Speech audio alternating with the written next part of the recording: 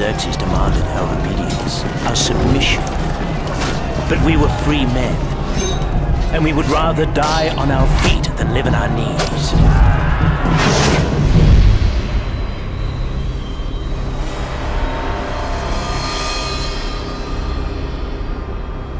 Confident, savoring the meal to come, the beast approached, and it was King Leonidas himself who provoked it. Uninvited guests. Persian lapdogs bringing word to Sparta from the great and powerful Xerxes. All the God King required was a modest offering of earth and water, symbolizing Sparta's submission to the will of Xerxes. They warned us to be afraid, that Sparta would burn to the ground, and that only the word of Leonidas could save it.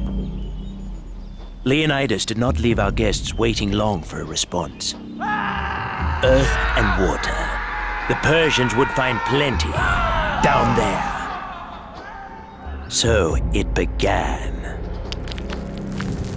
The ephors, priests to the old gods, diseased old mystics, worthless remnants of a time before Sparta's ascent from darkness and superstition. Their word is law. It was the time of Carneia, the sacred and ancient festival. Sparta could wage no war. They must consult the oracle. The oracle spoke in an ancient tongue known only to the ephors. Leonidas was to honor the Carneia. There would be no march. Sparta would fall. Pompous inbred swine, worthless, diseased, rotten, corrupt. Xerxes promised fresh oracles to them daily, from every corner of his empire. The price was only a simple lie, a small bending of the oracle's ancient words. But our king was resolved. There would be no march. No army would take the field against Xerxes. Only Leonidas would walk north to the Hot Gates, along with his personal bodyguard of 300. Xerxes come to the Hot Gates. Xerxes, the god king of Persia, the devourer of nations. We few stand against him. Against a horde of beasts and men so massive it shakes the earth with its march.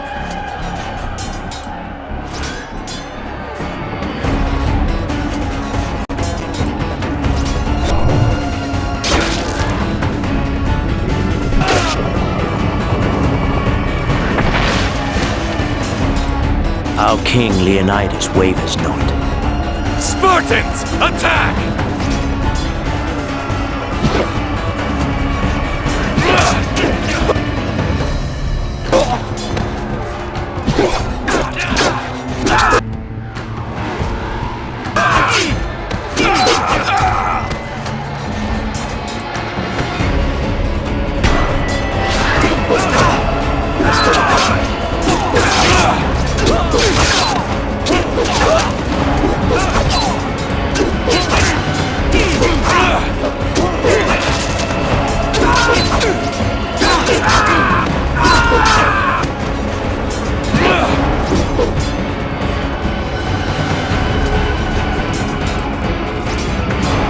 Come, Persian horse! Let your master see how deeply the blades swung by freeborn men cleave! What's the flank? Keep it up, Spartans! Persian slaves, you die with valor! May you know freedom in the afterlife!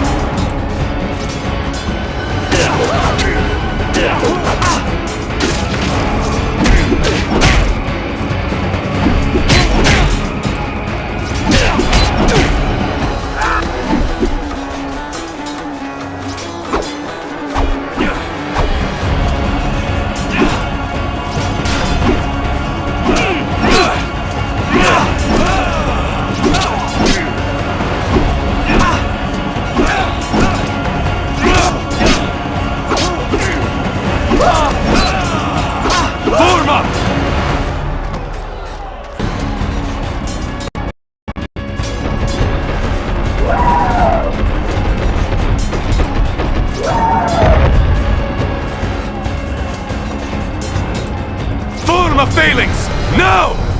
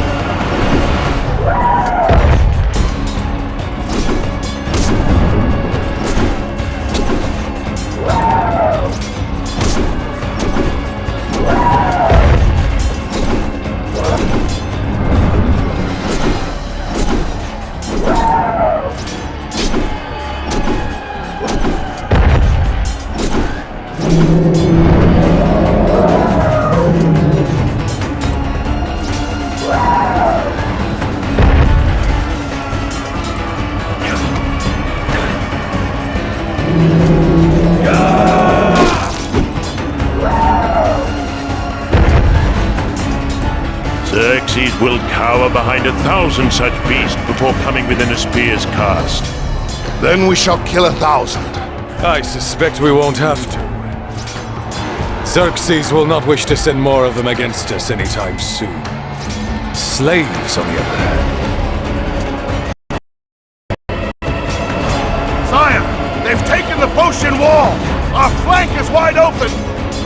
Quickly, Spartans! We must retake the wall, or all is lost!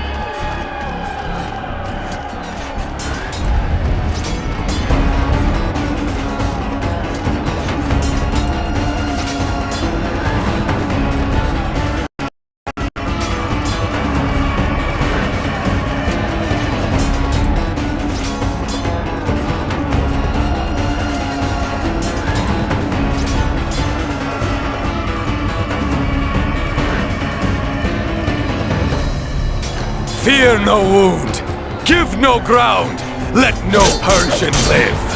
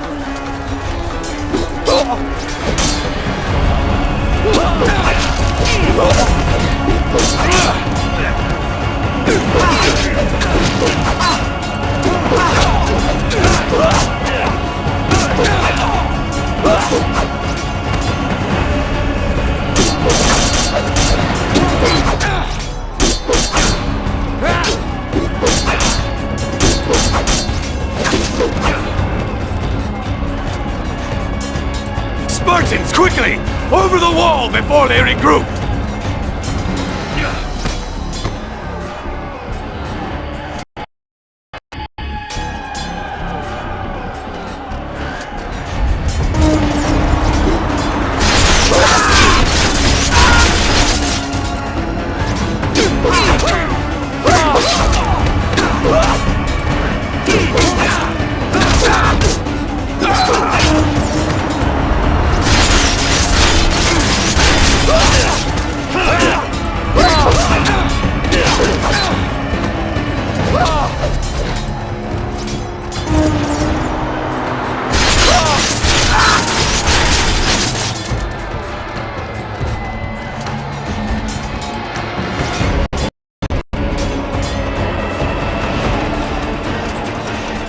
You are the king of nothing, puny Spartan cur!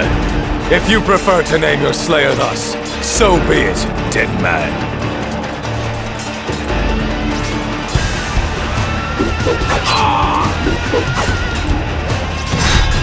to all Spartans!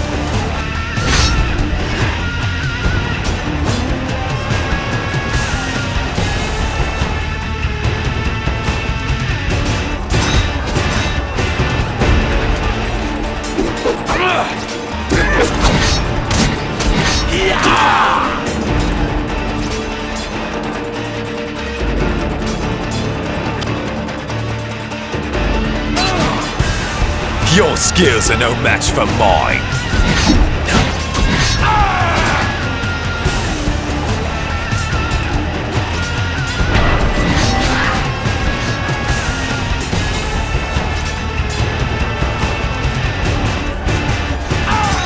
Your skills are no match for mine!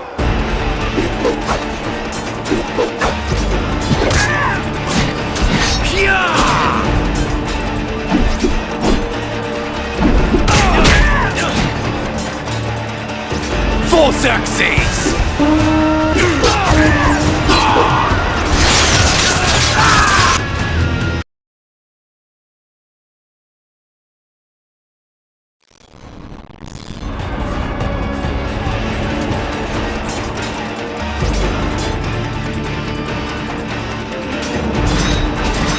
Death to all Spartans!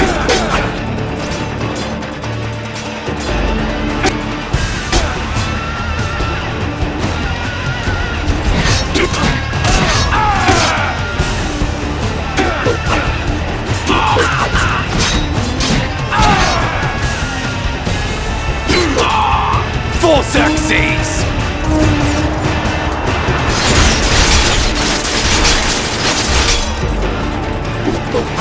My burning blade will sear your flesh from your bones!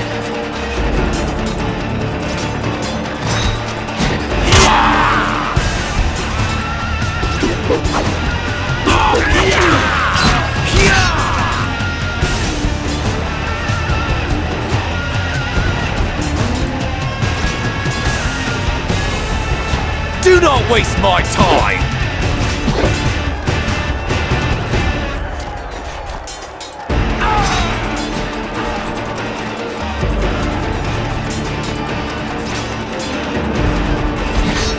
For Xerxes!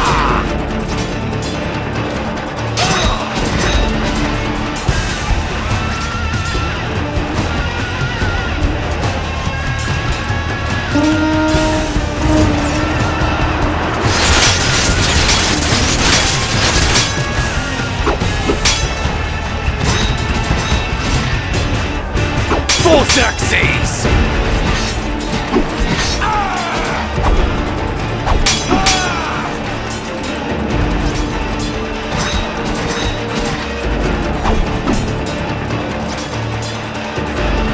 My burning blade will sear your flesh from your bones!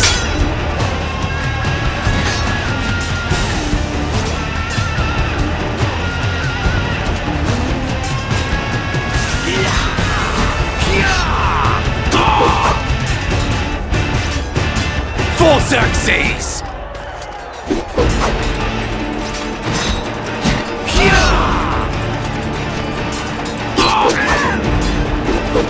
My burning blade will sear your flesh from your bones!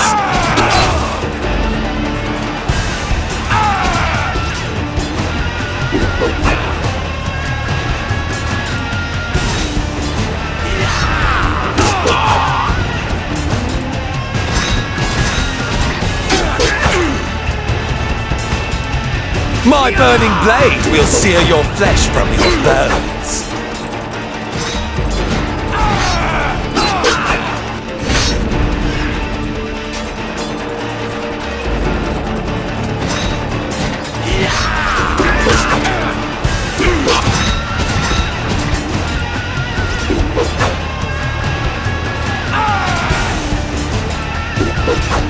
For Xerxes!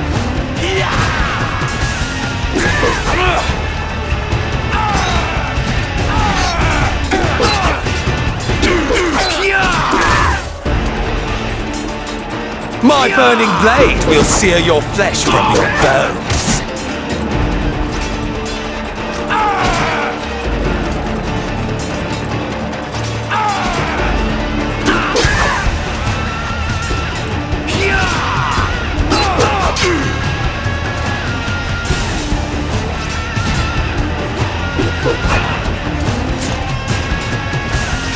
My burning blade will sear your flesh from your bones.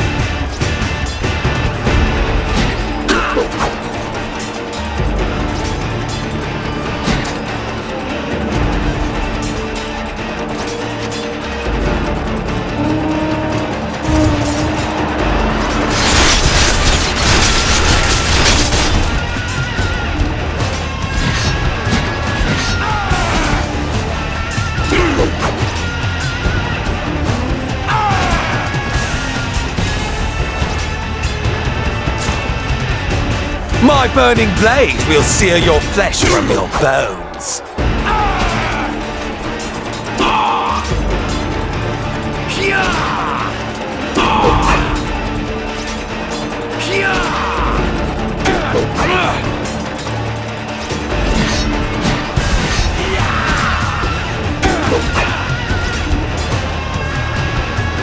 My burning blade will sear your flesh from your bones.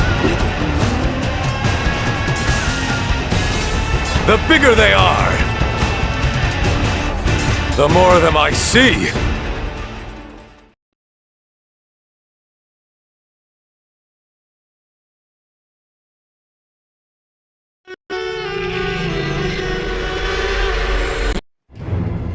The first day of our march. We heard the crows before we saw the smoke. And as we drew closer to the village, we smelled something else. The reek of death clogged our every breath. Yet even greater was the weight of watchful eyes upon us. She did not scream at the sight of my spear. She said nothing when I offered her water, nothing when I asked her name. But then her eyes found Leonidas. The sight of our king loosened her throat. She told us of the nightmare that had befallen her village.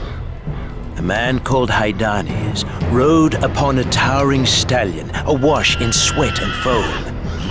He was more monster than man, with blades instead of hands, and a cruel, mocking smile of sharpened razors. Beasts from the blackness were with him.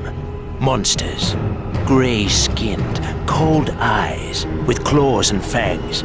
The Immortals. These agents of death would burn her world and murder everyone she loved. He set about his gruesome work, slaughtering her brother, mother, and father first, and setting the village afire.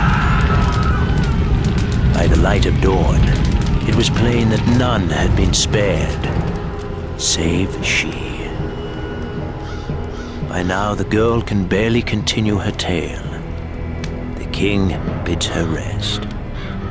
But even as he speaks, we can tell that she has died in his arms. Her words shook with horrors that no innocent should ever know. Perhaps that's why they kept her alive, as a warning. Or perhaps to distract us from their ambush. They rise among the mangled bodies of the slain, a trap, a message to all Greece. The Persians mean to kill us all. Their message shall never leave this village. Our king's rage is ablaze. The very fires of hell burn within him. They shall pay.